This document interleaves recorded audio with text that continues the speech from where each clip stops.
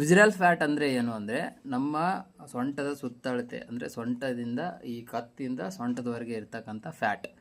ಇಲ್ಲಿ ನಮಗೆ kidney, liver, pancreas, heart ಇವೆಲ್ಲದ್ರ ಮೇಲೆ ಕುಂತಿರ್ತಕ್ಕಂಥ ಫ್ಯಾಟ್ಗೆ ನಾವು ವಿಸರಲ್ ಫ್ಯಾಟ್ ಅಂತ ಹೇಳ್ತೀವಿ. ಇದು ಮೋಸ್ಟ್ ಡೇಂಜರಸ್ ಫ್ಯಾಟ್. ಇದು ನಮಗೆ ಒಳಗಡೆ ಎಲ್ಲ ಆರ್ಗನ್ಸ್ಗಳಿಗೆ ತೊಂದರೆ ಮಾಡುತ್ತಿರುತ್ತೆ, ನಮಗೆ ಗೊತ್ತಾಗಲ್ಲ. ಅದು ಒಂದೇ ಸರಿಗೆ ನಮಗೆ ಗೊತ್ತು ಮಾಡುತ್ತೆ. ಈಗ ಫ್ಯಾಟಿ ಲಿವರ್ ಆಗುತ್ತೆ, ಹಾರ್ಟ್ ಮೇಲೆ ಫ್ಯಾಟ್ ಜಾಸ್ತಿ ಆದರೆ ಹಾರ್ಟ್ ಕೌಂಟ್ ಕಡಿಮೆ ಆಗುತ್ತೆ, ಮತ್ತು ಕಿಡ್ನಿ ಅದ್ರ ಮೇಲೆ ಫ್ಯಾಟ್ ಜಾಸ್ತಿ ಆದರೆ ಕಿಡ್ನಿ ಫಂಕ್ಷನ್ ಕಡಿಮೆ ಆಗುತ್ತೆ. ಇವೆಲ್ಲದು ವಿಸರಲ್ ಫ್ಯಾಟಿಂದ ಕಾರಣ ಆಗಿರುತ್ತೆ. ವಿಸರಲ್ ಫ್ಯಾಟ್ನ ನಾವು ಕಡಿಮೆ ಮಾಡ್ಕೋಬೇಕು ಅಂದರೆ ಫಸ್ಟ್ ಆಫ್ ಆಲ್ ನಮ್ಮದು ಜೀವನ ಶೈಲಿನ ಚೇಂಜ್ ಮಾಡಬೇಕು.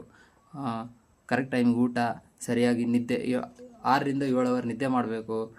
ಊಟ ಸರಿಯಾದ ಸಮಯಕ್ಕೆ ಊಟ ಮಾಡಬೇಕು, ಸರಿಯಾದ ಊಟ ಮಾಡಬೇಕು. ಪ್ರೋಟೀನ್ ಚೆನ್ನಾಗಿರೋ ಊಟ ಮಾಡಬೇಕು. ಪ್ರೋಟೀನ್, ಫೈಬರ್, ವಿಟಮಿನ್ಸ್, ಮಿನರಲ್ಸ್, ತರಕಾರಿ, ಸೊಪ್ಪು ಇವನ್ನ ಸರಿಯಾಗಿ ತಿನ್ನಬೇಕು.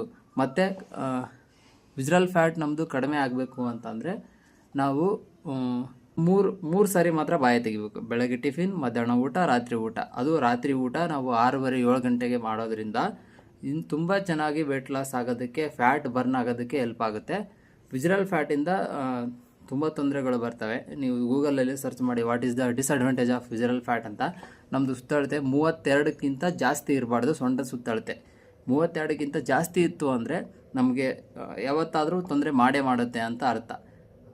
ವಿಸರಲ್ ಫ್ಯಾಟ್ನ ಮತ್ತು ವಿಸರಲ್ ಫ್ಯಾಟು ಮತ್ತು ಫ್ಯಾಟಿ ಲಿವರ್ನ ಕಡಿಮೆ ಮಾಡ್ಕೋಬೇಕು ಅಂತ ಅಂದರೆ, ಆರೋಗ್ಯಕರವಾಗಿ ತೂಕ ಕಡಿಮೆ ಆಗಬೇಕು ಅಂತಂದರೆ ವಿಸರಲ್ ಫ್ಯಾಟ್ ಅಂತ ಕಮೆಂಟ್ ಮಾಡಿ. ನಿಮಗೆ ಯಾವ ರೀತಿ ವಿಸರಲ್ ಫ್ಯಾಟ್ ಕಡಿಮೆ ಮಾಡೋದು ಹೇಳ್ಕೊಡ್ತೀನಿ.